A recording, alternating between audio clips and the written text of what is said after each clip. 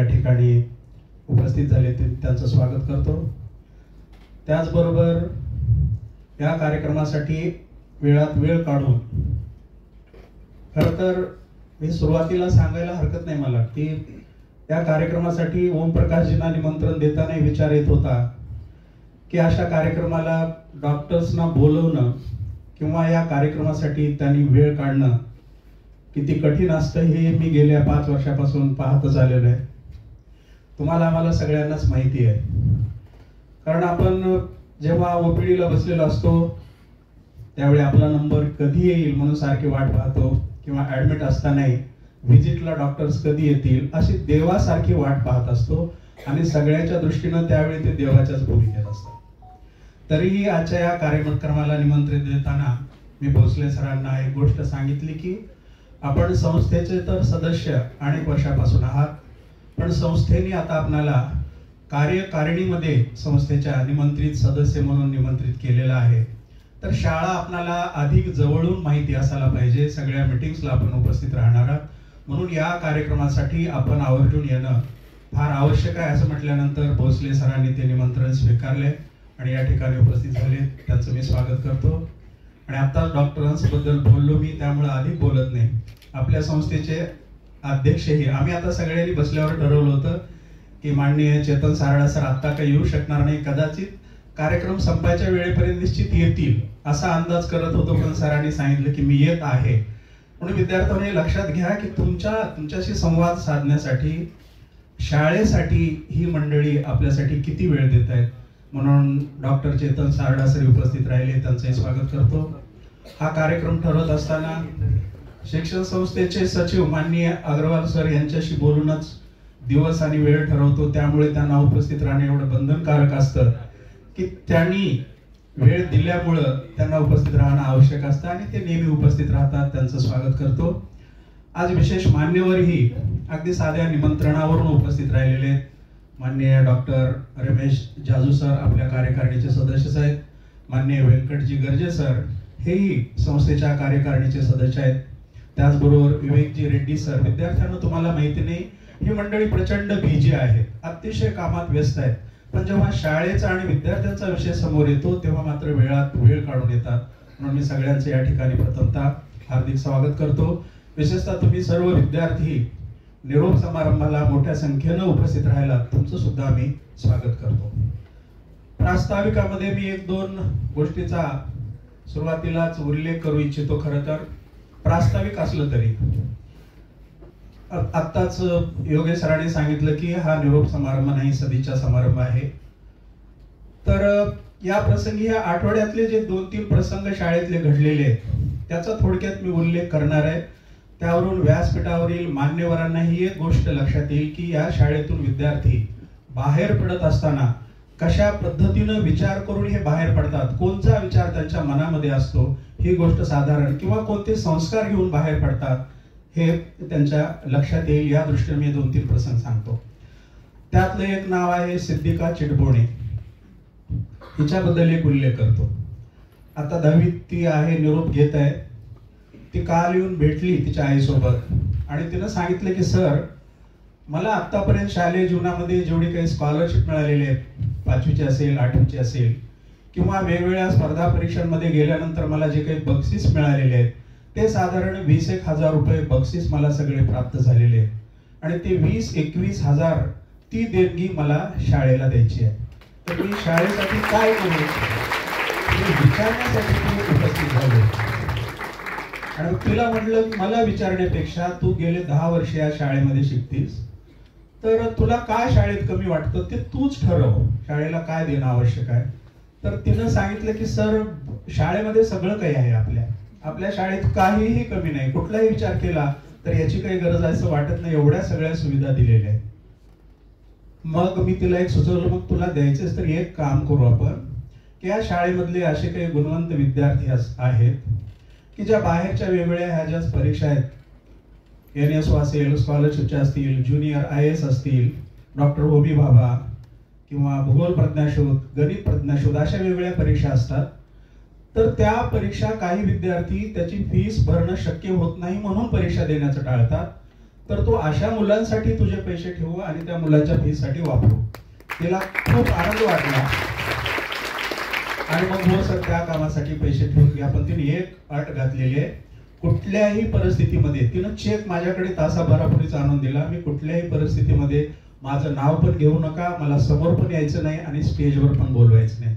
तरीही तिला आपण थोड्या वेळाने स्टेजवर नंतर मान्यवरांसमोर बोलवू, कारण सगळ्यांना कळलं पाहिजे की कोण आहे ही सिद्धिका असा विचार करणारे, कारण इतरांना त्यापासून खूप प्रेरणा घ्यायला मिळणार आहे. हा एक आपल्या शाळेतून बाहेर पडणारे विद्यार्थी. दुसऱ्या एका विद्यार्थिनीबद्दल सांगतो मी, भावना ठोंबरे. शनिवारी आपण स्कूल डे घेतला शाळेमध्ये, स्वयंशासन दिन.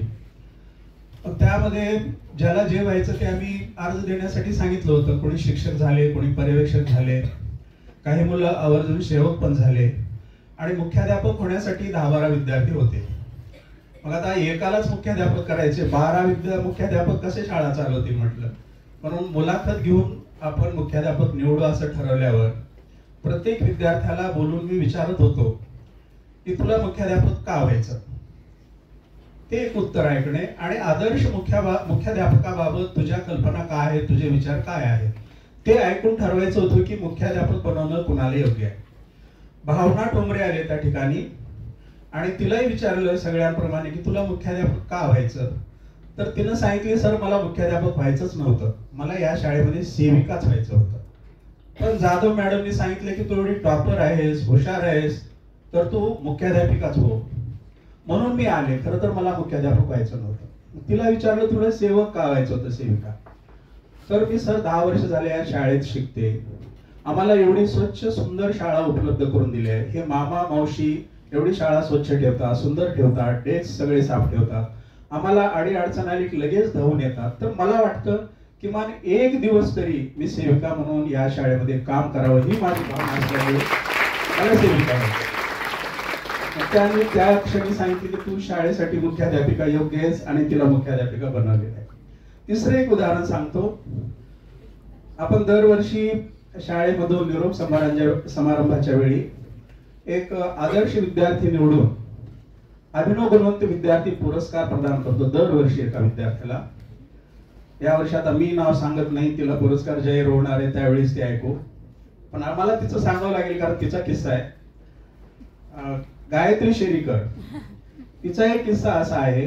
आता स्कूल डे मध्ये ती शिक्षिका झाली होती, तर वर्गामध्ये शिकवत असताना त्यांचे अनुभव आम्ही जेव्हा ऐकले त्यावेळी विद्यार्थ्यांच्या मनामध्ये काय चालतं ते कळतं.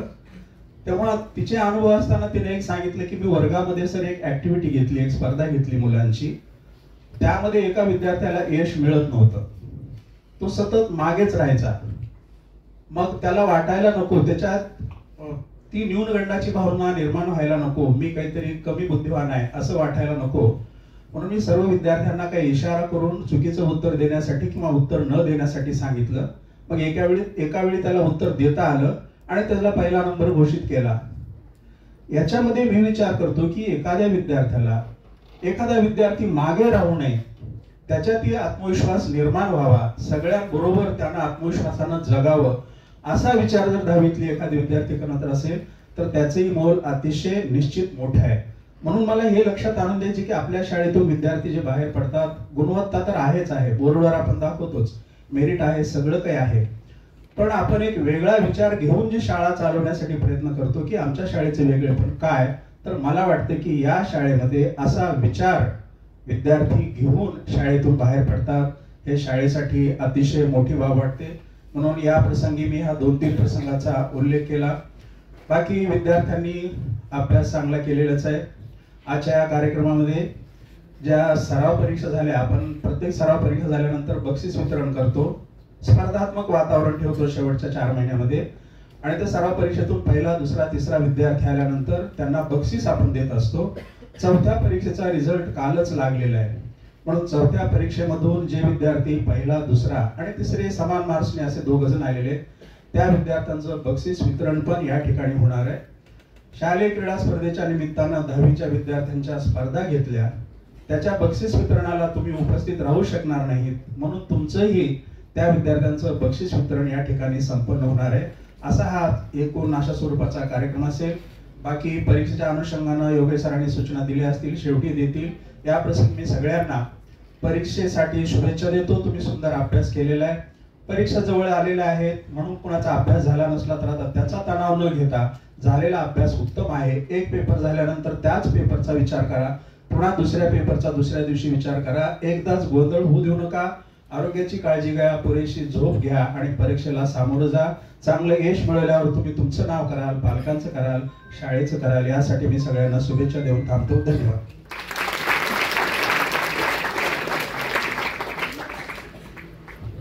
धन्यवाद सर.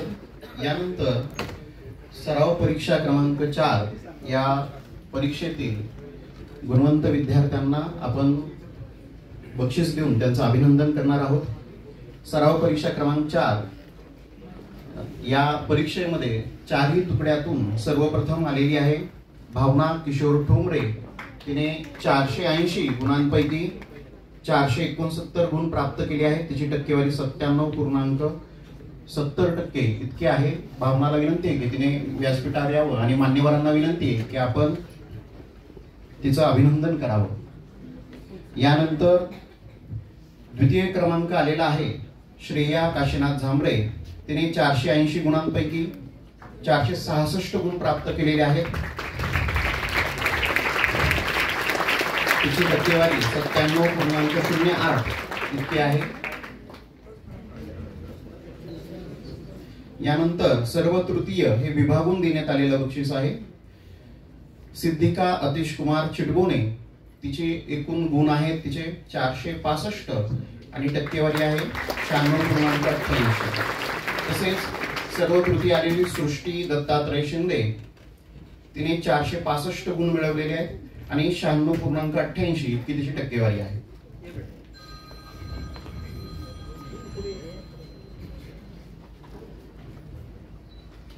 यानंतर क्रीडा सप्ताहातील बक्षीस पात्र विद्यार्थ्यांना देखील इथे बक्षीस देण्यात येत आहे.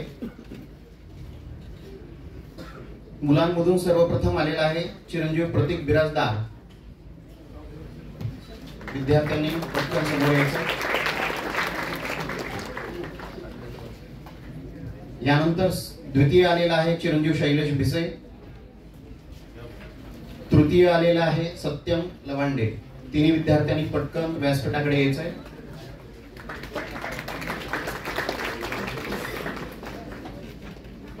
मुलींमधून सर्वप्रथम आलेली आहे महेश्वरी चिलमे. द्वितीय आलेली आहे श्वेता माने. तृतीय आलेली आहे पूर्वा पोकरना.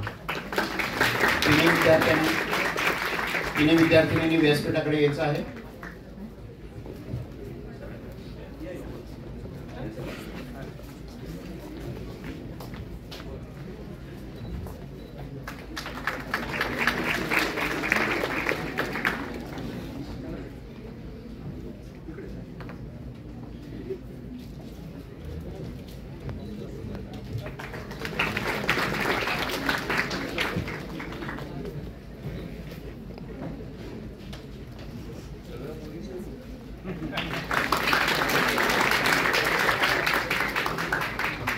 विद्यार्थ्यांचे अभिनंदन व मान्यवरांचे आभार. मान्यवरांना विनंती की आपण स्थानापन्न व्हावे. आज आपण सदिच्छा समारंभ तर साजरा करतोच आहोत, त्याचबरोबर आज एक योगायोग सुद्धा जुळून आलेला आहे. आपल्या विद्यालयाचे विद्यार्थीप्रिय मुख्याध्यापक श्री रमाकांत स्वामी सर यांचा आज जन्मदिवस आहे. मी मान्यवरांना विनंती करतो की त्यांनी स्वामी सरांचा अभिनंदन करावे.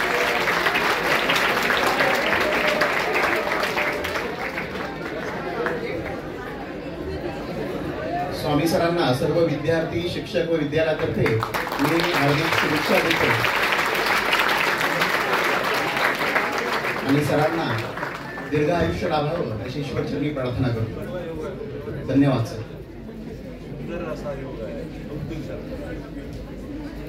यानंतर आपण दरवर्षी सरांनी सांगितल्याप्रमाणे एका विद्यार्थ्यास अभिनव गुणवंत विद्यार्थी पुरस्कार हा आपण देत असतो. हा पुरस्कार देण्यामागचा उद्देश संस्थेचा हा असतो की विद्यार्थी फक्त मार्कांच्या मागे न धावता इतरही वेगवेगळ्या क्षेत्रामध्ये पुढे जावेत, त्यातून त्यांना प्रेरणा मिळावी. आणि आपल्या शाळेतील विद्यार्थी आपल्या सर्वांना माहितीच आहे की वेगवेगळ्या क्षेत्रामध्ये अग्रेसर असतात. अशीच एक विद्यार्थिनी आपल्या इयत्ता 10वीतील सरांनी तिचं नाव जाहीर केलेलं आहेच, कुमारी गायत्री संतोष शेरीकर, हिला या वर्षीचा अभिनव गुणवंत विद्यार्थी पुरस्कार प्राप्त झाला. मी गायत्रीला आणि तिच्या पालकांना विनंती करतो की आपण पुरस्कार स्वीकारण्यासाठी व्यासपीठाकडे यावे. आणि आजच्या कार्यक्रमाचे प्रमुख पाहुणे अतिथी यांना विनंती करतो की आपण तिचं अभिनंदन करावं.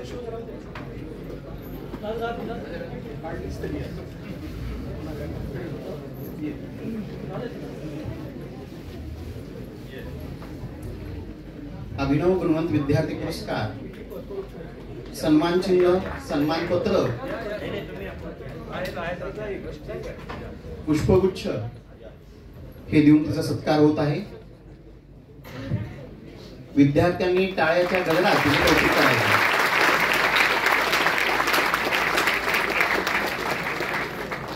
अभिनव गुणवंत विद्यार्थी पुरस्काराचे सन्मानपत्राचे वाचन करण्याची विनंती विद्यालयाच्या पर्यवेक्षिका श्रीमती सुनीता जाधव मॅडम यांना मी करतो.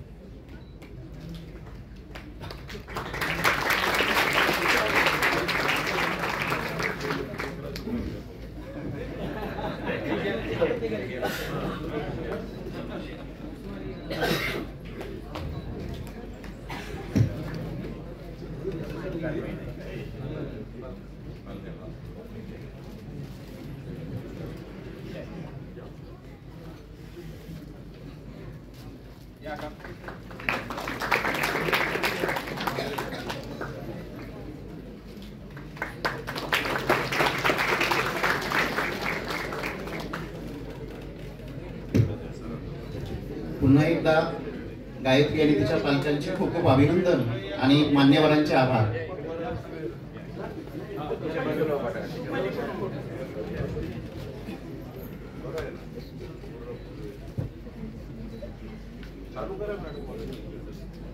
जाधव मॅडम यांना विनंती करतो की आपण सन्मानपत्राचे वाचन करावे.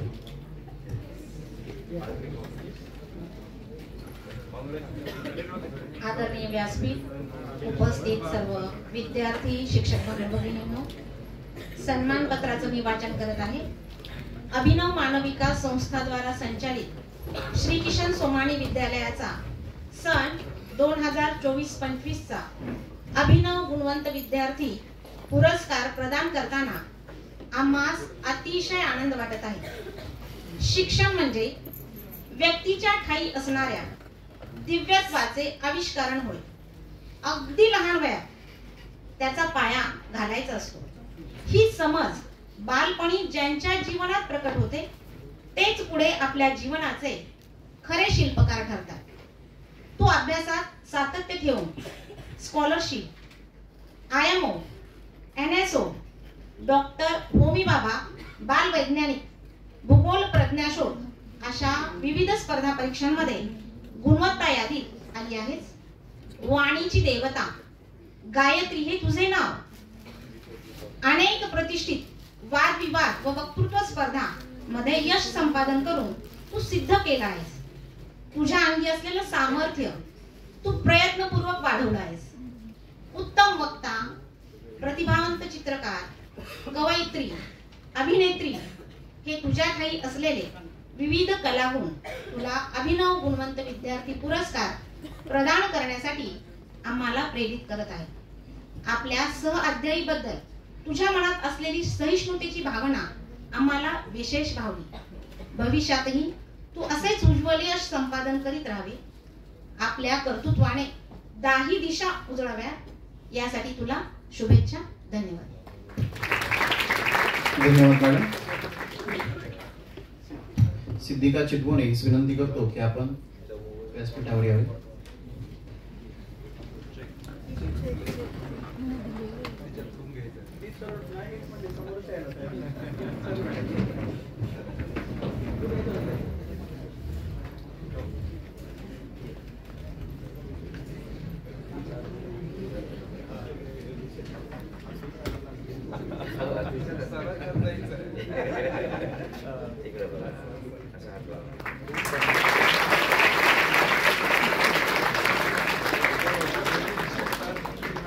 एवढं मोठं विचार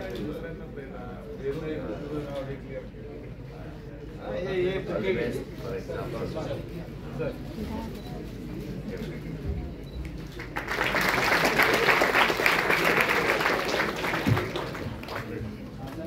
धन्यवाद सर. यानंतर आपल्या 10वीच्या वर्गातील काही विद्यार्थी त्यांचा हा जो प्रवास इथपर्यंत आलेला या शाळेतील त्याबद्दल आपले काही मनोगत व्यक्त करू इच्छितात.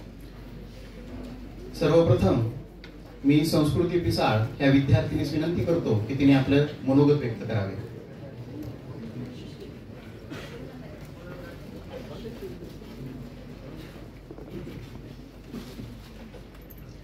आदरणीय व्यासपीठ, इथे आज आलेले प्रमुख पाहुणे, शाळेचे पर्यवेक्षक, सर्व शिक्षक आणि माझे सगळे सांगाती.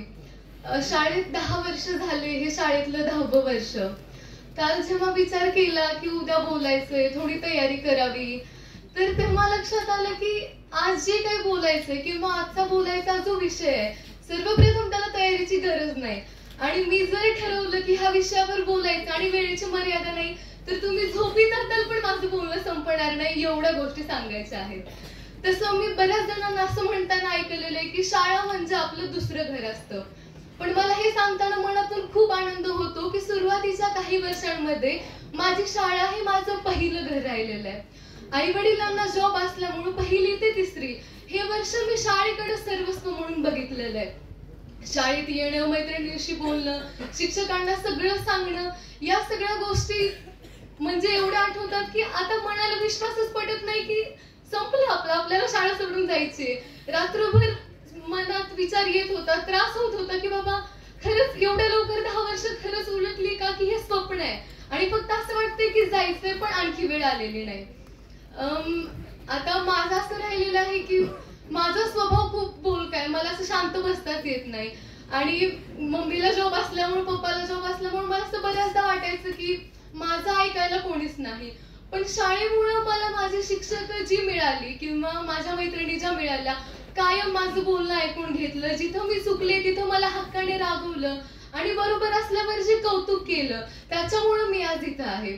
अतुल सर असतील किंवा मुख्याध्यापक सर असतील, यांचं वेळोवेळी जे मार्गदर्शन मिळालं, त्यामुळे मला वाटतं की आज माझं एक वेगळं व्यक्तिमत्व माझ्या समोर आलेलं आहे. लहान असताना मला कधीच वाटलं नाही की मी चांगलं बोलू शकते किंवा अभ्यास सोडून दुसरं काही. आता मी प्रामाणिकपणे सांगेल की मला पुढे काहीतरी वेगळं करायचंय. यासाठी मी जे काही फर्मली निर्णय घेतला त्याचं मी संपूर्ण क्रेडिट फक्त शाळेला देऊ इच्छिते. मला स्वतःवरती एवढा आत्मविश्वास नव्हता की मी काही वेगळं करू शकेन आणि माझ्या घरच्यांनाही ते काही फारसं पटलेलं नव्हतं. पण शाळेतले शिक्षक असतील, मुख्याध्यापक सर असतील किंवा अतुल सर असतील, यांच्याशी वेळोवेळी चर्चा होऊन किंवा शाळेतले सर्व शिक्षकही असतील, मला माझ्या शिक्षकांनी दाखवून दिलं की तू हे चांगलं करू शकतेस आणि कर. आणि त्यामुळे माझ्यामध्ये तो आत्मविश्वास आला. तसं तर मी जसं की आता म्हणाले, मला आणखी स्वप्नच वाटतं की संपली शाळा, आता जायचं सोडून. शाळेमध्ये घालवलेले असंख्य तास असतील किंवा मैत्रिणी असतील, त्यांच्याशी झालेली भांडणं असतील किंवा असं जे वाटायचं की काय शिक्षक दररोज आम्हाला सांगतात अभ्यास करा अभ्यास करा. ज्या शिक्षकांचा एकीकडे एवढा राग यायचा, त्यांना आज बघितलं की डोळ्यात पाणी आलं आणि असं वाटलं की आता हक्काने रागवायला आपल्याला हे पण उरणार नाही. आणि मला पर्सनली असं बऱ्याचदा वाटलेलं आहे की शिक्षकांचं काय असतंय, बोलत राहते, आपण आपलं चलूच द्यायचं. पण आज एवढं वाईट वाटतं, ते जे आपण बऱ्याचदा ऐकतो ना की आयुष्यामध्ये आपल्याला जोपर्यंत एखादी गोष्ट आपल्याकडे असते तोपर्यंत आपल्याला त्या गोष्टीची किंमतच कळत नाही. जेव्हा सुटते तेव्हा जाणीव होते. हे माझ्या आयुष्यामध्ये मी पहिल्यांदा अनुभवलेली गोष्ट आहे. आज जेव्हा मी आले, सगळी शिक्षक थांबलेली होती. असं एवढं वाईट वाटू लागलं, आठवू लागलं की आपण यांच्याबद्दल असा विचार केला होता, आपण यांचं इथं ऐकलं नव्हतं. आणि बऱ्याचदा असं वाटलं की मी तर माझं नाव हे लोक म्हणत होते आज बोलायला, कारण एवढं मन भरून येते आज बोलायचं म्हटलं की. माझ्यासाठी शाळा म्हणजे कधी शाळा नव्हतीच. शाळेत येऊन मी अभ्यास केलेला आहे, एक माझं नवीन व्यक्तिमत्व किंवा एक शाळेमध्ये आम्ही पुस्तकं तर शिकतोच, प्रत्येक शाळेमध्ये पुस्तकं शिकवलीच जातात, पण संस्कार जे आहेत ते मी शाळेतून शिकलेच. प्रत्येक शिक्षकांनी जेव्हा कधी चुकले तेव्हा त्यांच्या रागवण्यातून असेल किंवा काही चांगलं केल्यावरती त्यांच्या कौतुकातून जे मला धडे मिळालेत ते आयुष्यभर राहतील. मैत्रिणीसोबतची भांडणं, शिक्षक शिकवत असताना अक्षरशः डबा खाणं असेल किंवा कितीदाही सांगितलं की अरे तुम्ही शाळेत चॉकलेट वगैरे खाण्यात जाऊ, जे शिक्षक सांगतात आणायचं नाही त्यांच्याच तासामध्ये चोरून हे सगळं खाणं असेल, या सगळ्या गोष्टी कायम सोबत राहणार आहेत. जसं की आता कुलकर्णी सर म्हणाले तेव्हा मनाला खरंच खूप बरं वाटलं आणि अश्रू खरंच थोडे कंट्रोल मध्ये आले की हा निरोप समारंभ नाहीये, हा सदिच्छा समारंभ आहे. हा टप्पा आलाय पण शाळेशी जे नातं आहे ते कायम राहणार आहे आणि अतूट असणार आहे ते नातं. पुढे आपण सगळे कॉलेजमध्ये जाऊ, मोठ्या मोठ्या युनिव्हर्सिटीज मध्ये जाऊ, पण एवढ्या निर्मळ भावाने सांगणारी शिक्षक किंवा एवढी निकोप मैत्री कुठंच मिळणार नाही हे मला शेवटी कळतंय. तसं 10वीला आल्यापासून मला बरेच जण म्हणाले की आता काय शेवटचं वर्ष शाळेत शेवटचं. मला कधी काही वाटलं नाही की ते माझ्यासाठी होतं. असं वाटायचं हा असतंय, त्याच्यात काय असते, सगळे जात असते.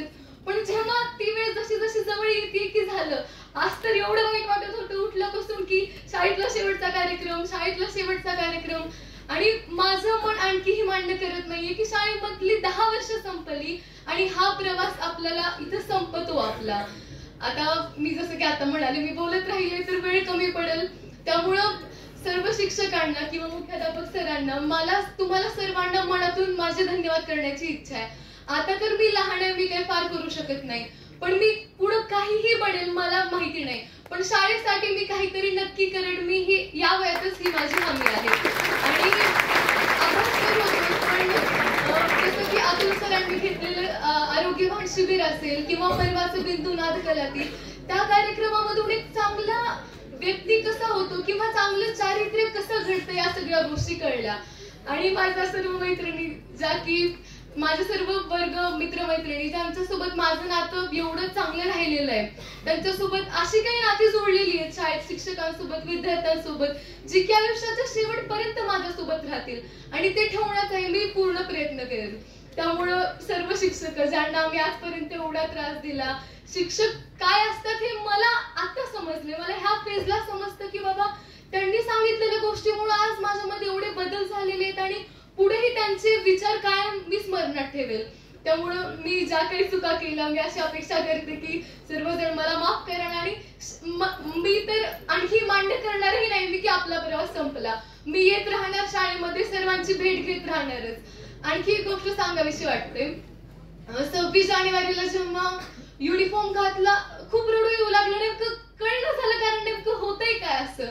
तेव्हा लक्षात आलं की अरे शाळेतली ही शेवटची 26 जानेवारी जी किटकिट वाटायची, काय बाबा आता गणवेश घालून जावा, शूज घाला, लाईन मध्ये बसा, हे करू नका ते करू नका.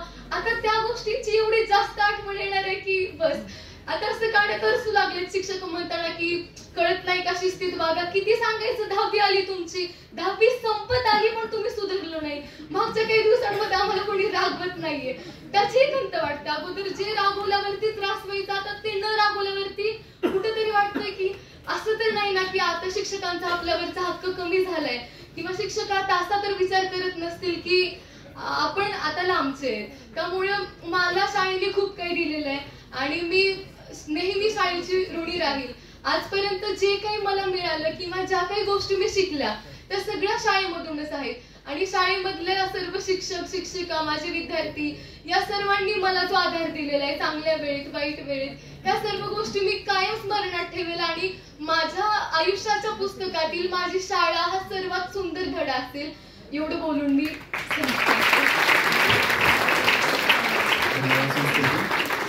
यानंतर गायत्री शेरीकर विनंती करतो की तिने आपले मनोगत व्यक्त करावे. कार्यक्रम पत्रिका बघितल्याबरोबर सचिव साहेब म्हणले इतके विद्यार्थी बोलणार आहेत का? जाधव मॅडम कडे 8 नावं घेतले, त्यांनी निवडकच घेतली असती. तर मी भाऊंना सांगितले की नाही प्रत्येक विद्यार्थी 2-2 मिनिट बोलणार आहे. मी सचिव साहेबांना काय सांगितलं एवढं सांगण्यासाठी उभा आहे, बाकी तुम्ही ठरवा.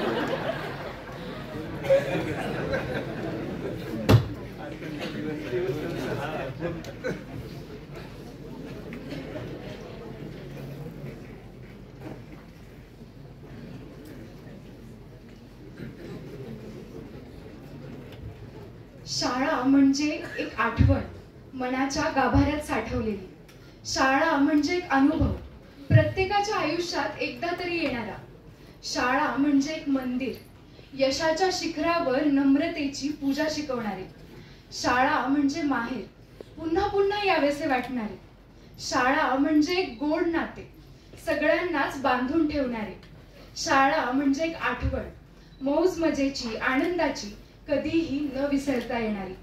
आदरणीय व्यासपीठ, आजच्या कार्यक्रमाचे प्रमुख पाहुणे, शाळेचे मुख्याध्यापक, पर्यवेक्षक, आजपर्यंत मला ज्ञानाची शिखरे चढण्यास मदत करणारे माझे सर्व शिक्षक आणि एकमेकांचा निरोप घेण्यासाठी उपस्थित असलेल्या माझ्या विद्यार्थी मित्रांनो, सर्वप्रथम आज शाळेने जो काही मला गुणवंत विद्यार्थ्याचा पुरस्कार दिला त्याबद्दल मी शाळेची खूप आभारी आहे.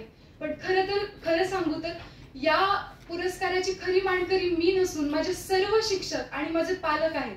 यात माझा काहीही वाटा नाही असं मला वाटतं. तर आज आपला शाळेतला शेवटचा दिवस. सर्व काही बदलेल यानंतर. या बोर्डाच्या परीक्षा संपल्याबरोबर एक नवीन जीवनाची सुरुवात होईल.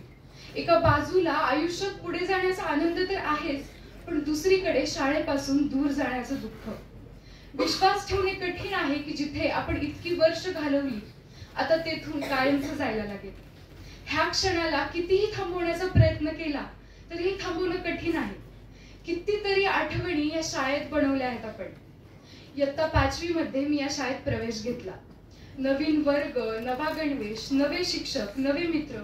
पूर्वीच्या शाळेपेक्षा हीच शाळा आवडायला लागली. या शाळेत पहिल्या दिवशी म्हटलेली तू बुद्धी दे, तू तेज दे, नवचेतना आकाश दे ही प्रार्थना, शिक्षकांनी ओवाळून व पेढा भरवून केलेलं स्वागत, नवीन मैत्रिणींसोबत झालेल्या गप्पा गोष्टी, असं वाटतच नाहीये की या गोष्टींना आता 6 वर्ष उलटून गेली.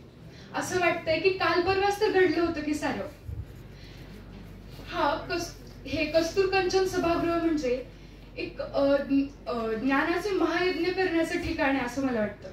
कारण या कस्तूर कंचन सभागृहात शाळेने खूप नवनवीन उपक्रम आमच्यासाठी राबवले. अतुल देऊळगावकर सर कायमच आमच्या बरोबर हवामान बदलाविषयी चर्चा करत. त्यांनी घेतलेला सेल्फायटिस, विश्व आणि आपण, त्याचबरोबर ज्येष्ठ चित्रपट, अभ्यासक, अभिनेते, दिग्दर्शक समर नखाते सरांनी केलेले मार्गदर्शन हे मला शाळेतले सर्वाधिक आवडलेले कार्यक्रम आहेत.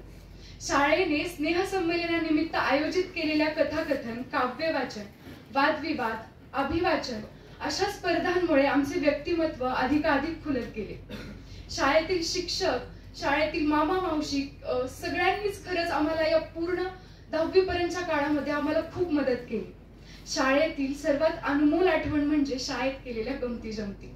शिक्षकांच्या नकला करण्यापासून ते त्यांच्या तासात लक्ष न दिल्यामुळे त्यांचे रागवणे खाणे, एखाद्या विषयाचा गृहपाठ राहिला असल्यास तोच गृहपाठ दुसऱ्या विषयाच्या तासात पूर्ण करणे आणि परत पकडले गेलो की परत ओरडा खाणे, मधल्या सुट्टीत एकत्र बसून खाल्लेला डबा, विनाकारण छोट्या छोट्या गोष्टींवरून केलेली भांडणं, एका तालासुरात पण जोरात ओरडत केलेलं संस्कृतचं पाठांतर, वर्गात एकमेकांचे शूज, पाऊच, कधी कधी तर टिफिन बॅग लपवणं, परिपाठाची तयारी करताना केलेल्या गमती जमती, ऑफ तासात शिक्षकांबरोबर मारलेल्या गप्पा, पावसाळ्यात एका छत्रीखाली 5-5 जणी घरी जाणं, परीक्षेत शिक्षकांची नजर चुकवून एकमेकांना उत्तर विचारणं, सांगणं.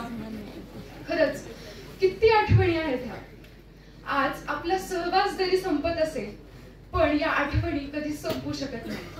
या आठवणींचे मोती जीवनातल्या धाग्यात ओवता ओवता निश्चितपणे माझे जीवन एक सुंदर हार बनेल यात कसली शंका नाही. शेवटी मी एकच म्हणेन, lots of best friends, unforgettable memories, loyal hearts, blossoming faces and one reason, school. Thank you. धन्यवाद. यानंतर तृप्ती शिरोळे ही विनंती करतो की तिने आपले मनोगत व्यक्त करावे.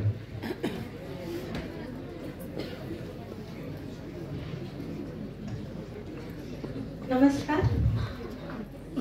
खरं तर मी बालवाडी तिथे आलेली.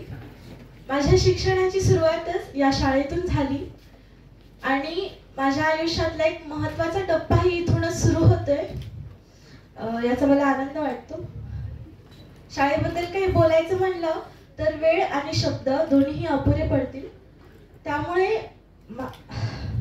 माझ्या भावना या कवितेतून मांडण्याचा हा मी छोटासा प्रयत्न केलेला आहे. कसा मी निरोप देऊ माझ्याच आत्म्याला, दुःख फार होईल माझ्या वेड्या मनाला. गुरुजन माझे सवंगडी झाले माझे मित्र, राहील डोळ्यांसमोर सदैव तेच चित्र.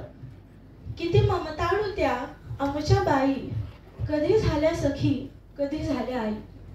अपराध माझे चुका अनेक घातल्या तुम्ही पोटात, प्रसंगी दुःखात माझ्या घेतले मजकुशीत. मिळाले जरी विद्यार्थी दुसरे तरी विसरू नका आम्हाला. मिळाले जरी विद्यार्थी दुसरे तरी विसरू नका आम्हाला. आम्ही विसरणार नाही, सदैव राहाल प्रिय आम्हाला.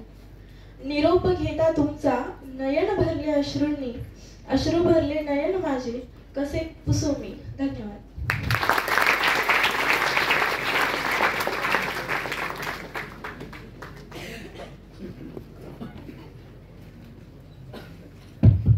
धन्यवाद तृप्ती. यानंतर श्रेया तोडकर हीच विनंती करतो की तिने आपले मनोगत व्यक्त करावे.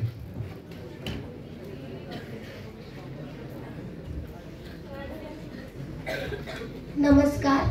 यादों का वो बस्ता आज भी खाली है, यादों का वो बस्ता आज भी भारी है, स्कूल के वो दिन दिल की दुनिया सारी है.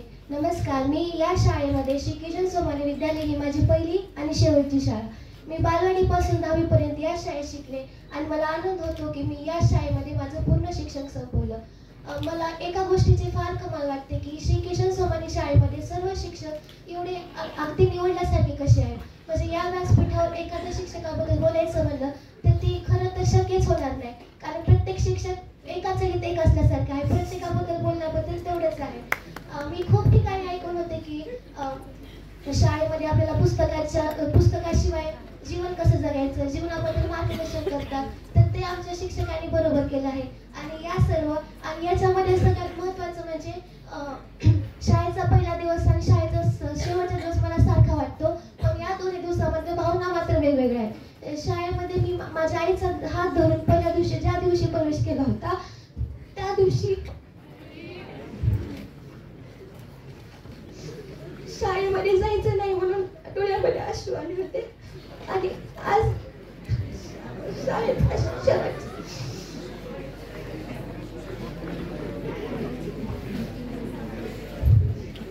आणि आज शाळेचा निरोप घ्यावा लागत आहे म्हणून डोळे भरून आले आहेत.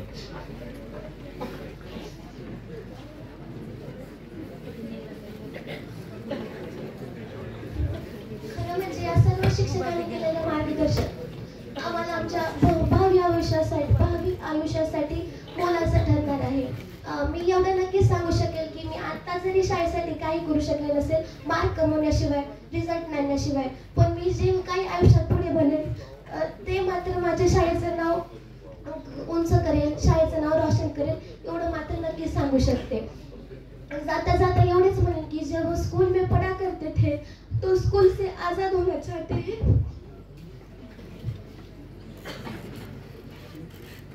और आज स्कूल से जा रहे हैं तो यही जिंदगी फिर से जीना चाहते हैं, यही जिंदगी फिर से जीना चाहते हैं.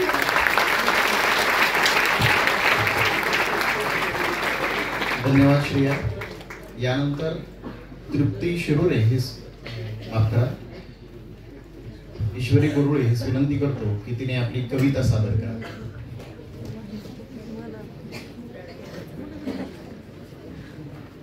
नमस्कार.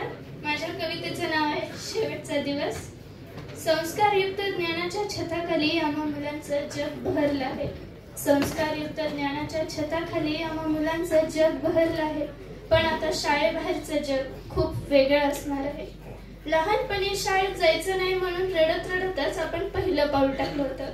लहानपणी शाळेत जायचं नाही म्हणून रडत रडतच आपण पहिलं पाऊल टाकलं होतं. पण आज शाळेतून जातानाही आपला ऊर असंच दाटून येईल असं कधीच वाटलं नव्हतं. आता अभ्यास का केला नाही म्हणून कोणी प्रेमाने रागवणार असणार आहे.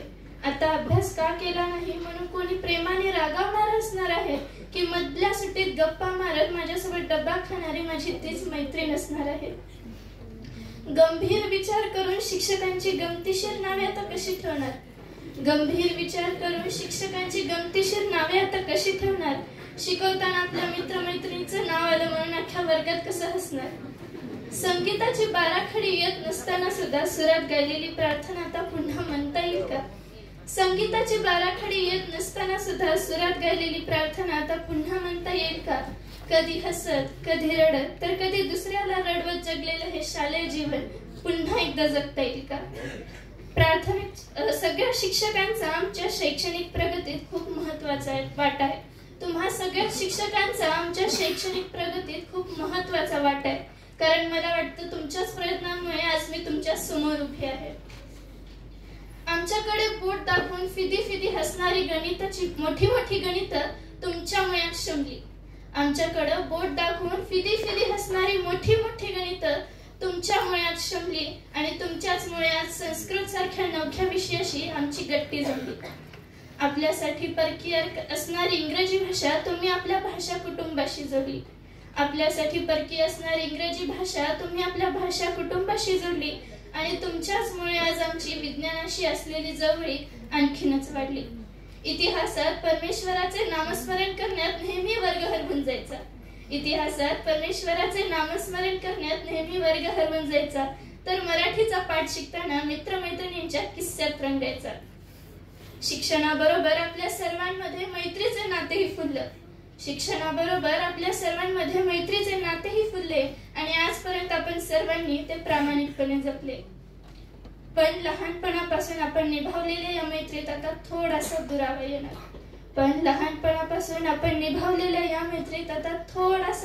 येणार. आज निरोप दिला म्हणून काय झालं, आपली मैत्री कधीच तुटणार. आपली मैत्री कधीच नाही तुटणार. लक्षात ठेवा, निरोप दिला म्हणून नाती कधी तुटत नसतात. लक्षात ठेवा, निरोप दिला म्हणून नाती कधीच तुटत नसतात. उलट माणसं दूर गेली की ती आणखीनच घट्ट होत जातात. आठवणींची शिदोरी बांधून आपण अनुभवतोय आता आनंद त्या सगळ्या दिवसांचा. आठवणींची शिदोरी बांधून आता अनुभवतोय आपण त्या सगळ्या दिवसांचा. कारण आज हा शाळेतला शेवटचा दिवस आहे आपल्या सर्वांचा. धन्यवाद.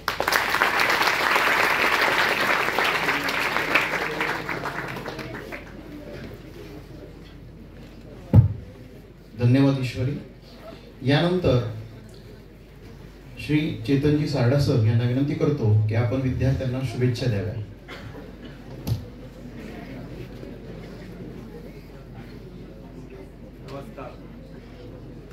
आज हा सदिच्छा समारोह, निरोप समारंभ नाही, तर या कार्यक्रमास उपस्थित व्यासपीठावरील सर्व मान्यवर, आजचे प्रमुख पाहुणे आमचे मित्र डॉक्टर ओमप्रकाश भोसले, सर्व शिक्षक, शिक्षिका आणि विद्यार्थी मित्र, आजचा हा निरोप समारंभ ऐकून असं वाटू लागलं की मी 1987 मध्ये 10वी पास झालो. त्यावेळेस आम्हाला असं काही कळतच नव्हतं. आता असं वाटू लागलं आपणही परत शाळेत यावं आणि निरोप समारंभात आपणही भाषण द्यावं.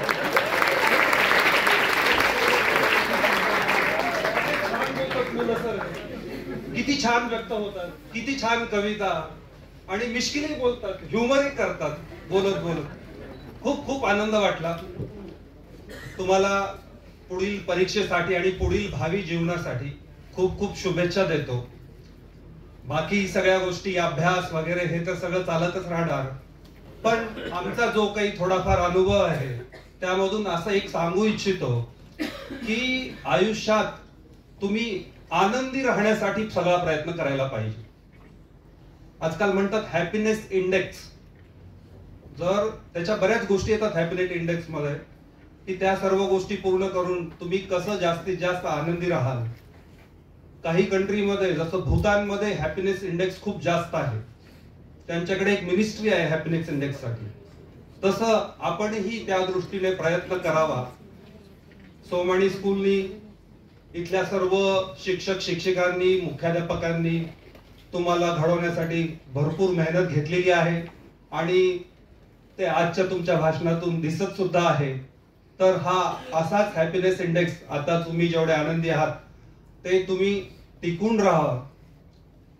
पुढील जीवनात आता सोशल मीडिया, सगळ्यांचे स्वतःचे मोबाईल असतील, सगळ्यांचे इन्स्टा, फेसबुक अकाउंट्स असतील. मग त्यावेळेस असं वाटतं की काहीतरी आपण फोमो, काय fear of missing something, missing out, ते कायम असं वाटत असतं. त्यामुळे आपण दुःखी होतो. तर हे दुःख बाजूला ठेवून नेहमी आनंदी राहण्यासाठी प्रयत्न करावा, याच शुभेच्छा देतो आणि तुमच्याशी संवाद साधण्याची मला संधी दिली त्याबद्दल धन्यवाद. धन्यवाद सर. यानंतर आजच्या सदीच्या समारंभाचे प्रमुख मार्गदर्शक आणि अतिथी माननीय डॉक्टर ओमप्रकाश भोसले सर यांना विनंती करतो की आपण विद्यार्थ्यांना मार्गदर्शन करावं. मंचावर उपस्थित सर्व मान्यवर, सारडा सर आणि कमल भाऊ आणि इतर सर्व मान्यवर आणि इथं उपस्थित असलेले सर्व विद्यार्थीगण, त्यांचे पालक, शिक्षक वृंद यांनी आज मला या कार्यक्रमाला बोलवलं आणि मला जो बहुमान दिलेला आहे त्याबद्दल मी त्यांचा धन्यवाद व्यक्त करतो.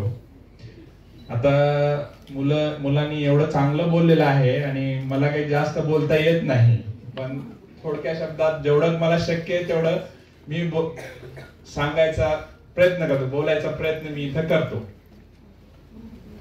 माझ्याबद्दल बोलायचं झालं तर माझं शिक्षण देशी केंद्रामध्ये झालं. स्वामी सर आम्हाला शिकवायला होते त्यावेळेस, तेव्हापासूनची आमची स्वामी सरांची ओळख आहे. आणि नंतर शाहू कॉलेजमध्ये 11वी 12वी झालं. 12वी मध्ये चांगल्या मार्काने आम्ही पास झालो. महाराष्ट्रात 13वा नंबर आला होता माझा आणि चांगलं टॉपचं कॉलेज मला मिळालं. त्यावेळेस 99.3 ग्रुपिंग माझं होतं आणि UG PG माझं सगळं KM हॉस्पिटलला झालं. नंतर मी आता माझं हॉस्पिटल आहे, इंटेन्सिव्ह केअर युनिट आहे, तिथं माझी प्रॅक्टिस चालू आहे. तर माझी थोडक्यात सांगायचं, माझी मुलगी आता 10वीला आहे, ती एक्झाम गोईंग आहे. तर सर्वप्रथम सर्व विद्यार्थ्यांना 10वीच्या बोर्ड परीक्षेसाठी मी बेस्ट ऑफ लक देतो आणि त्यांनी एकदम चांगलं परीक्षेमध्ये गुण प्राप्त करावे अशी मी ईश्वरचरणी प्रार्थना करतो. तेवढंच नाही तर त्यांनी त्यांच्या भावी आयुष्यामध्ये चांगलं काम करावं, यशोशिखर गाठावं ही मी अपेक्षा व्यक्त करतो. तर माझ्या कॉलेज जीवनातला माझे अनुभव तुम्हाला मी सांगतो. तर MBBS ला लागलो आम्ही, चांगल्या टॉप कॉलेजमध्ये लागलो. पण इथं असताना आई वडिलांचं कंट्रोल होतं, शिक्षकांचं कंट्रोल होतं. MBBS ला गेलं की हॉस्टेल लाईफ चालू झालं. हॉस्टेल लाईफ मध्ये काहीच कंट्रोल नव्हतं. भरपूर वेळ झोपायचं, कॉलेजला जायचं नाही, असं करत करत first year, second year, third year गेलं आमचं. आणि थोडं इंटरेस्टही नव्हतं, वडिलांनी घातलं होतं म्हणून आम्ही गेलो होतो. तर कसं बस पास झालो. अटेम्प्ट काही लागले नाही पण पास झालो. पण मग MBBS झाल्यानंतर लक्षात आलं की बाबा हेच आपलं फील्ड आहे आणि आपल्याला काही दुसरा पर्याय आता अवेलेबल नाही. हे म्हटल्यावर मग त्यावेळेस आम्ही अभ्यास चालू केला, मेहनत करायला लागलो. मग DNB ची परीक्षा आली. DNB तसं टफ एक्झाम असते, 10-20% लोक पास होतात त्याच्यामध्ये. 3 अटेम्प्ट लागले मला, 2 ते 3 अटेम्प्ट लागले पास व्हायला. थेरीच पास होत नव्हती. मग शेवटी तिसऱ्या वेळेस जेव्हा मी परीक्षा दिली त्यावेळेस रिझल्ट आलाय असं माझ्या मित्रांनी सांगितलंय आणि त्यावेळेस वेबसाईट डाऊन होती, काही रिझल्ट कोण पास झालं काय नाही कळालंय. पण मग त्यावेळेस मी ठरवलं की आता किती अटेम्प्ट लागू दे, अभ्यास करूनच पास व्हायचं. आणि असं वाटायला लागलं की काही अभ्यास न करता आपण MBBS पास झालो, आपण एवढे हुशार, आता कसं होईल आपलं, हे डोक्यात विचारचक्र चालू झालं. पण अभ्यासाला बसलो. मग माझ्या मित्राच तिथं मुंबईचा एक मित्र होता, त्याचा ऍड्रेस दिलेला होता मी. तो आला लेटर घेऊन, अरे ओमप्रकाश तू पास झाला म्हणून. तर जेव्हा तुम्ही अभ्यास करता, मला एवढं सांगायचं आहे की जेव्हा तुम्ही अभ्यास करता तेव्हा तुम्हाला तुमचं आउटकम हे तुम्ही काय मेहनत करता ह्या एकाच गोष्टीवर अवलंबून नसतं. त्याच्यात बरेच फॅक्टर असतात जे काम करत असतात.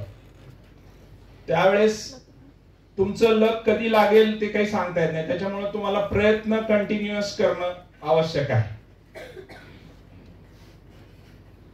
आणि याच काळामध्ये तुम्हाला जेव्हा तुम्ही आता बाहेर जाणार, सोडून बाहेर गावी जाणार, तेव्हा आई वडील नसणार तिथे, त्यावेळेस जो तुम्हाला मानसिक सपोर्ट मिळतो तो सपोर्ट तुम्हाला तिथं मिळणार नाही. त्याच्यामुळं डिप्रेशन येणे, मानसिक संतुलन बिघडणे, टेन्शन येणे, ह्या सर्व गोष्टी होणार. तर मला पण तेव्हा भरपूर प्रॉब्लेम आले. मग त्याच्यात मधून मी स्पिरिच्युअल मार्गाकडे माझा त्याच्यामध्ये अभ्यास चालू झाला, त्याच्याबद्दल वाचन चालू झालं. मग आम्ही इस्कॉनचे लोक यायचे आमच्या कॉलेजमध्ये, ते त्यांच्याबरोबर राहायचो. मग विपासना मेडिटेशन मध्ये माझा इंटरेस्ट चालू झाला. मग त्याच्यामध्ये ते 10 दिवसाचे कोर्सेस केल्यावर बऱ्यापैकी इंटरेस्ट झाला सध्या. आणि प्रत्येकाने हे विपासना मेडिटेशन काय आहे हे जाणून घेणं आणि आपलं माइंड कसं काम करतं, आपल्याला प्रॉब्लेम कशामुळे येतो, आपलं परफॉर्मन्स कशामुळे डाऊन होतो, हे सगळं जाणून घेणं फार आवश्यक आहे. तेव्हा माइंडशी रिलेटेड तुम्ही वाचन चालू करा. माइंड म्हणजे काय? अध्यात्माशी संबंधित आहेत ह्या गोष्टी. बाकी जेव्हा बरेच अडचणी येतात आपण अभ्यास करताना, पण आपल्याला पर्सिस्टन्स म्हणजे आपल्याला चालत राहणं फार आवश्यक आहे. असं म्हटलं जातं, जेव्हा तुम्ही पळू शकत नाही, तुमची मनस्थिती बरोबर नसती, तुम्हाला दुसरे प्रॉब्लेम असतात, प्रॉब्लेम आले की सगळीकडूनच येतात एकत्र, त्यावेळेस तुम्ही चाला. तुम्ही चालू शकत नाही त्यावेळेस तुम्ही क्रॉल करा, रेंगत चला, पण थांबू नका. थांबलात की तुम्ही संपला. तुमचे प्रयत्न कंटिन्युअस चालू राहायला पाहिजे. तुम्हाला अपयश येतील, जीवनात भरपूर अपयश येतील, पण तुमचं अपयश हे यशात कधी बदलेल ते तुमच्या काही हातात नसतं. आणि तुमचं जर पर्सिस्टन्स असलं तर तुम्ही नक्कीच यशस्वी व्हाल. पण तुम्ही सोडून दिलात तर फेल्युअर हे ठरलेलं आहे. तर सगळ्यात महत्वाची गोष्ट आहे की तुम्ही आपले प्रयत्न हे कधीही सोडायचे नाहीत. कंटिन्युटी फार महत्वाची आहे याच्यामध्ये. एक इंग्लिश सॉन्ग पण आहे, when going gets tough, tough gets going. म्हणजे जीवनात जेव्हा तुमच्यामध्ये प्रॉब्लेम्स चालू होतात आणि तुम्ही पर्सिस्टंटली पुढे जाता, तेव्हा ते प्रॉब्लेम्स आपोआप बाजूला होत राहतात. आणि मी अजून एक गोष्ट सांगू इच्छितो की तुम्ही जेव्हा अभ्यास करता तेव्हा फक्त रट्टा मारायचं बंद करा. रट्टा मारल्यामुळे तुम्हाला चांगले मार्क मिळतील, पण जेव्हा तुम्ही फ्युचर लाईफ मध्ये, खऱ्या रिअल लाईफ मध्ये तुम्ही जेव्हा जाता, तेव्हा तुमचं अंडरस्टँडिंग सब्जेक्ट बद्दल किती आहे हेच काउंट होतं. चांगले मार्क मिळालेले विद्यार्थी सुद्धा पुढे चालून अपयशी होतात. म्हणजे आमच्या साध्या शब्दात गोल्ड मेडलिस्ट डॉक्टर पण चांगली प्रॅक्टिस करू शकत नाही. ज्यांचं अंडरस्टँडिंग असतं, तुम्हाला पेशंटशी कनेक्ट कसा असतो, त्यांचीच प्रॅक्टिस पुढे चालते. मागचं ओझं तुम्ही काही ठेवू नका. मागचं ओझं म्हणजे मी टॉपर आहे थ्रूआउट, त्याचं टेन्शन तुम्ही बाळगू नका. किंवा माझा परफॉर्मन्स फारच डाऊन आहे ह्याचंही टेन्शन तुम्ही बाळगू नका. प्रत्येक परीक्षा, प्रत्येक दिवस हा नवीन दिवस आहे असं तुम्ही ठरवा. पुढचाही विचार जास्त करू नका, मागचाही विचार जास्त करू नका. माझा आउटकम काय होईल, मला परीक्षेत किती मार्क पडतील, हे बिलकुल तुम्ही तुमच्या डोक्यातून काढून टाका. आणि एका नव्या उमेदीने मागचा पुढचा कशाचाही विचार न करता तुम्हीही आज परीक्षा द्या. तुम्ही नक्कीच यशस्वी होताल ही मी खात्री देतो. आणि माझे 2 शब्द संपवतो. धन्यवाद सर. सरांनी आपल्याला मार्गदर्शनातून सकारात्मकता, प्रयत्न, उमेद ह्या अशा गोष्टींबद्दलचं खूप उत्तम मार्गदर्शन केले, जे नक्कीच येणाऱ्या भविष्यामध्ये प्रत्येक विद्यार्थ्याला उपयोगी पडणार आहे. त्याबद्दल सरांचे आभार. यानंतर आजच्या कार्यक्रमाचे आभार व्यक्त करण्याची विनंती विद्यालयाचे पर्यवेक्षक श्री गिरीश कुलकर्णी सर यांना करतो.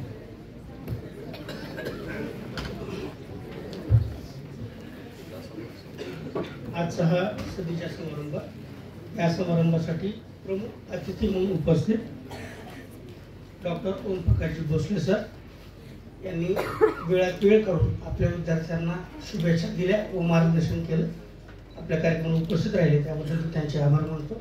संस्थेचे अध्यक्ष डॉक्टर सारडा सर, सचिव Kamalkishorji Agrawal sir, Jaju sir, Garje sir, Reddy साहेब, सर्वच सभासद गणांनी आजच्या या सदस्या समारंभासाठी उपस्थित राहून विद्यार्थ्यांना शुभेच्छा दिल्या, त्यांचं कौतुक केलं.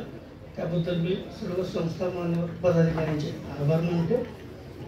आजच्या कार्यक्रमात ज्या विद्यार्थ्यांना आपण पुरस्कार प्रदान केला विद्यार्थिनी त्यांची कुटुंबीय आजचा पुरस्कार स्वीकारण्यासाठी इथे उपस्थित राहिले व त्यांनी या कार्यक्रमाची शोभा वाढवली त्याबद्दल त्यांचेही मी विद्यालयाच्या वतीनं आभार मानतो. विद्यालयाचे मुख्याध्यापक, पर्यवेक्षक, सर्व शिक्षक आणि जे विद्यार्थी ज्यांच्यासाठी आजचा आपण कार्यक्रम ठेवला आहे, सर्व विद्यार्थी, शिक्षक, शिक्षक, कर्मचारी या सर्वांचेच मी या प्रसंगी आभार मानतो. आजचा औपचारिक कार्यक्रम इथला संपलेला आहे. यानंतर विद्यार्थ्यांची फोटो त्याचं इथं फोटो घेतले जातात आणि मग विद्यार्थ्यांनी इथून प्रस्थान करायचं.